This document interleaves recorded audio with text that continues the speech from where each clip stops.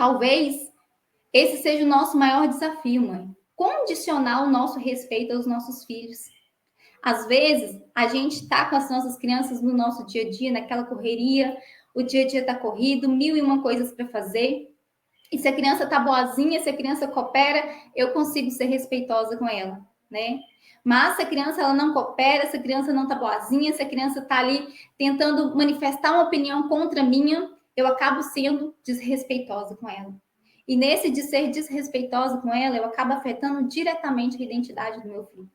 Porque aqui, muitas vezes, eu acabo rotulando o meu filho, eu acabo chamando o meu filho de desastrado, de preguiçoso, de bagunceiro, e aqueles rótulos que vão manchando a identidade dos nossos filhos.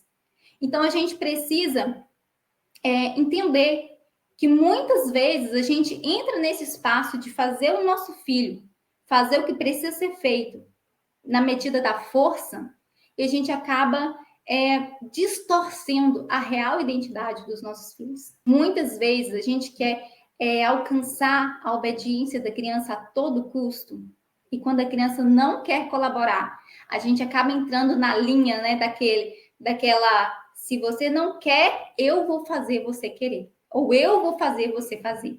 E nessa tentativa de fazer a criança fazer a força, né, ou seja, exigir dela uma obediência de forma cega, simplesmente porque eu estou mandando, as mães acabam muitas vezes utilizando, né, ferramentas que vão impactar negativamente ali a construção daquele adulto, a construção daquela criança, que vai impactar negativamente muitas vezes na construção da identidade dessa criança, tá?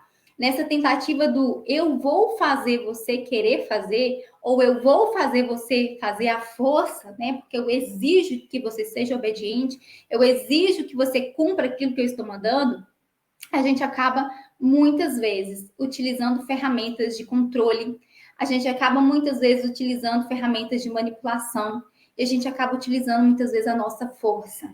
A força no nosso tom de voz, no nosso gritar, a força no nosso ameaçar, a força muitas vezes no dar palmadas e fazer com que a criança cumpra aquilo que precisa ser feito.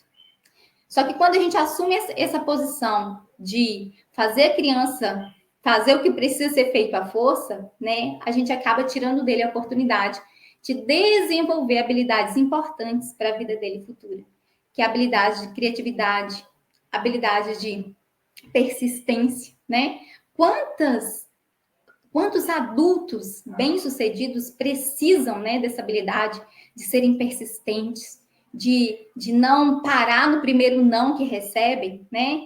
E dentro de casa, com as nossas crianças, quando a gente percebe que a criança está insistindo muito, a gente já quer cortar, a gente já quer podar a criança, porque a gente quer fazer ela fazer aquilo que precisa ser feito de qualquer maneira.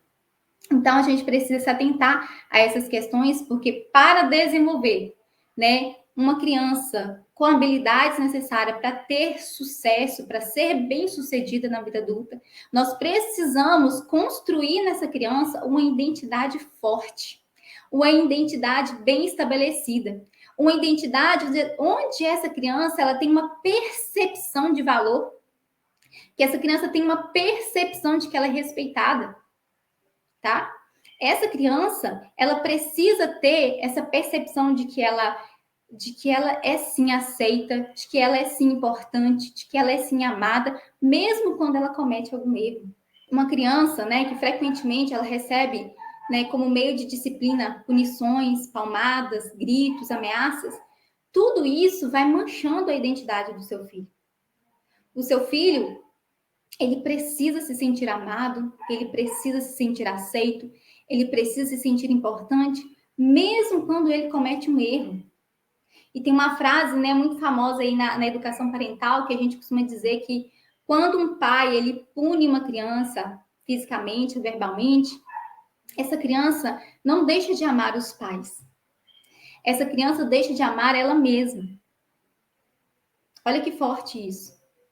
É uma frase muito utilizada na educação parental, justamente porque a gente conhece os impactos de uma educação punitiva, os impactos deste eu vou fazer você querer fazer a força no futuro dessa criança, né?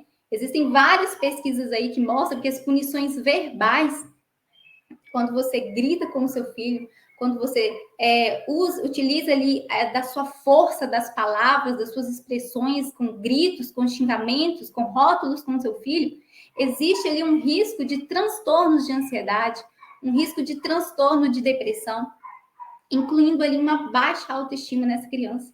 Então, imagina, mano, uma criança que talvez você está tendo que lidar aí com o seu filho todos os dias com situações extremamente desafiadoras.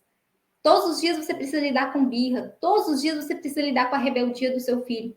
E na tentativa de fazer o seu filho obedecer, na tentativa de fazer o seu filho fazer aquilo que precisa ser feito, muitas vezes você entra neste caminho de fazer o seu filho fazer aquilo à força.